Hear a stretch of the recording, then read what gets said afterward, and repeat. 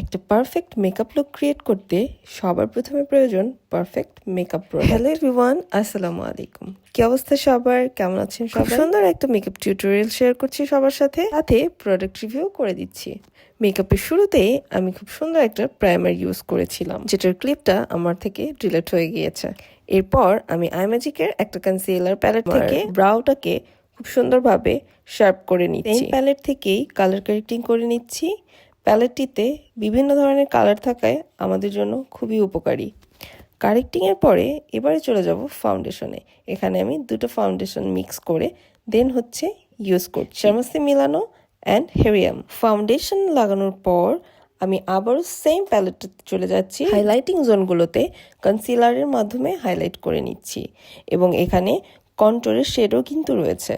একটি ফ্লাফি ব্রাশের সাহায্যে আমি আমার সব কনসিলারগুলো সুন্দরভাবে ব্লেন্ড করে নিচ্ছি এবং ব্রাশের সাহায্যে সব কিছু ব্লেন্ড করার পর অবশ্যই কিন্তু স্পঞ্জ দিয়ে ভালোভাবে ব্লেন্ড করে নিতে হবে। ভালোভাবে ব্লেন্ড করার পর ব্রাশে যে এক্সট্রা প্রোডাক্ট ছিল সেগুলো দিয়ে আমি আমার কন্ট্রোল এরিয়াগুলো সুন্দর করে কন্ট্রোল করে নিচ্ছি। নেক্সট পার্ট হচ্ছে পাউডারের, আর পাউডারের ভূমিকা সব থেকে বেশি। এখানে আইম্যাজিকের একটা বানানা শেড পাউডার ইউজ করা হচ্ছে। আইম্যাজিকের এই পাউডারটা অল স্কিন টাইপ হওয়াতে যে কোনো স্কিনে খুব ভালোভাবে সেট হয়ে যায়। চলে যাচ্ছি আই মেকআপে, আর এখানে আইওয়েজ হিসাবে আমি ইউজ করছি রামেনের জেল আইলাইনার, যেটা স্কিনের সাথে একদম বাটারের মতো ব্লেন্ড হয়ে যায়। আমাদের আইশ্যাডোটাকে লং লাস্টিং করার জন্য অবশ্যই একটুখানি জেল প্রোডাক্ট ইউজ করি, যেমন জেল আইলাইনার। অনেক সময় দেখা যায় আমরা যখন আইশ্যাডোর উপরে গ্লু লাগিয়ে গ্লিটার লাগাতে যাই তখন আমাদের আইলিডটা ক্র্যাক হয়।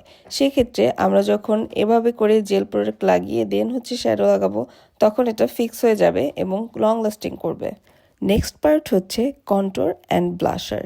একটা প্যালেটের মধ্যে কন্ট্রোর অ্যান্ড ব্লাশন দুটাই পেয়ে যাচ্ছি এবং দুইটাই শিমারি প্রোডাক্ট। কন্ট্রোরটাতেও পেয়ে যাচ্ছি একটু শিমারি ইফেক্ট অ্যান্ড ব্লাশটাতেও পেয়ে যাচ্ছি একটু শিমারি ইফেক্ট। সুন্দরভাবে ব্লেন্ড করে নিতে হবে। নেক্সট পার্ট হচ্ছে মাস্কারা। মাস্কারাটা একদমই রিজনেবল প্রাইসে পাচ্ছি এবং খুব সুন্দর ভলিউম দিচ্ছে। এত রিজনেবল প্রাইসে এত সুন্দর ভলিউম আসলেই আশা করা যায় না। তো ভালো লাগলে ট্রাই করে দেখতে পারেন।